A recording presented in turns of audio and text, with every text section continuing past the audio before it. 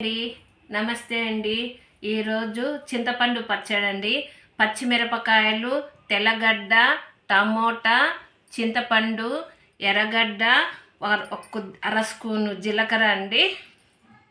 రోట్లో వేసి దంచాలండి. అర స్పూను సాల్ట్ అండి. పచ్చిమిరపకాయ ఇవన్నీ వేసి పచ్చడి దంచాలండి. జీలకర్ర అవన్నీ